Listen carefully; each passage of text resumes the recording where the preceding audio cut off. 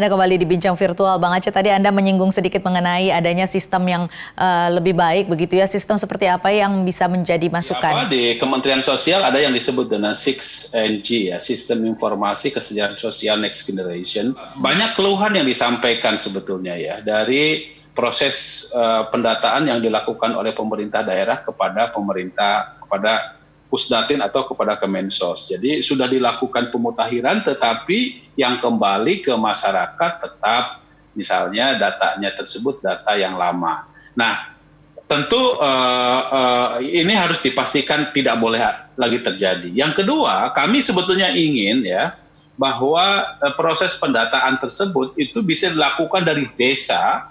Tentu dari desanya pun juga melalui proses yang melalui proses verifikasi dan validasi yang betul gitu ya. Jangan sampai dari desa pun itu hanya berasal dari subjektivitas kepala desa gitu ya, atau perangkat desa. Tetapi harus dipastikan misalnya data-data penerimanya tersebut adalah orang-orang yang memang membutuhkan. Nah ini kalau untuk data-data sendiri banyak sekali yang seperti saya katakan tadi adalah keluarga yang tadinya tidak miskin akhirnya menjadi kategori yang harus dimasukkan untuk penerima atau keluarga penerima manfaat. Ini bagaimana dari Kementerian Sosial bisa menjangkau mereka ini? Ya, jadi apa yang disampaikan Pak Aceh ini sudah menjadi satu kesepakatan, tetapi kita sedang melakukan kajian terkait dengan regulasinya di Undang-Undang Nomor 13 Tahun 2011 tentang penanganan fakir miskin, karena memang yang melakukan pemutakhiran data itu adalah pemerintah daerah, dalam ini adalah kabupaten kota. Tetapi memang kabupaten kota pun juga realisasinya ya, pelaksanaannya itu dilakukan di desa atau di kelurahan, yaitu melalui musyawarah desa dan musyawarah kelurahan. Nah, teman-teman dari DPR dan juga beberapa pihak mengusulkan supaya yang dari desa itu langsung diberikan melalui 6NG, nanti mungkin juga ditembuskan ke kabupaten kota untuk bisa secara cepat kita mendapatkan hasil pemutakhiran data ini. Saya jujur ya, sejak dari dulu nggak paham-paham setelah kita memperkenalkan IKTP 2014 sampai sekarang. Data kita ini nggak beres-beres juga gitu.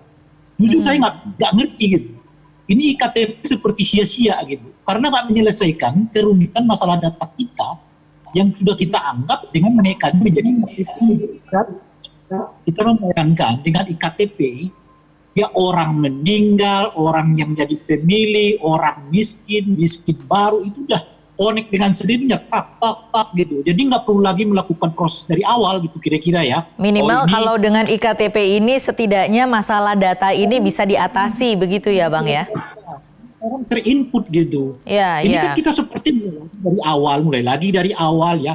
Kalau data penerima karena COVID-19 saya paham karena itu data baru namanya kan.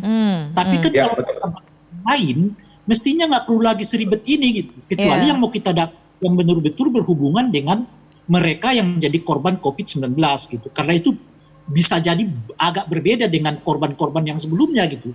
Nah itu yang pertama. Nah yang kedua, kalau tadi Bung Aceh dan juga Pak Sekjen mengatakan bahwa pemerintah nasional kita ini sebetulnya lebih tepat dilihat sebagai pengguna gitu. Jadi apa yang masuk dari bawah ya ke atas begitu, ya langsung pemerintah pusat menggunakan data itu gitu. It's okay kalau dari alur ini kita bisa baca udah benar gitu. Nah masalahnya adalah betul tadi, apakah data ini bukan data politik kira-kira gitu. Apalagi menjelang pilkada 2020 sekarang ini gitu ya, sehingga penerima bantuan bertambah, kira-kira gitu ya, penerima orang miskin bertambah, dan itu semua kita berikan padahal sebetulnya lebih tepat orang-orang ini karena koneksi politik, karena rayuan politik, karena kepala daerah yang incumbent misalnya ingin memperlihatkan dirinya bahwa dia peduli pada rakyat. Ya, bagaimana Pak Hartono menyikapi ini adanya kemungkinan dari bansos ini dimanfaatkan oleh politisi-politisi? Saya kira betul yang disampaikan Pak Rey. Jadi kita secara prinsip bottom up, tetapi sistem itu kita yang mendesain ya. Pertama berkaitan dengan IT kita ya, itu kita memang sudah pasang semua di 514 kabupaten kota. Sehingga ketika desa kelurahan yang hampir 80.000 itu melakukan musyawarah desa, musyawarah kelurahan, itu disampaikannya nanti ke kabupaten kota yang kemudian di-input ke atau di-upload ke SIKNJ kita. Nah, di SIKNJ kita sudah buat satu program.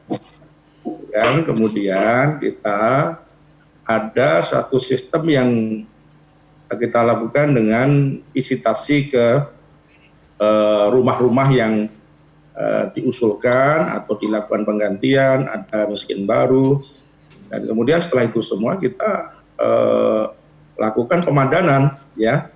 Dari data yang ada di Kementerian Sosial saat ini, ya, 97,3 juta individu, ada 27 juta rumah tangga, 29 keluarga, itu yang sudah padan dengan NIK, nomor induk kependudukan yang dari Kementerian Dalam Negeri itu sudah 81%.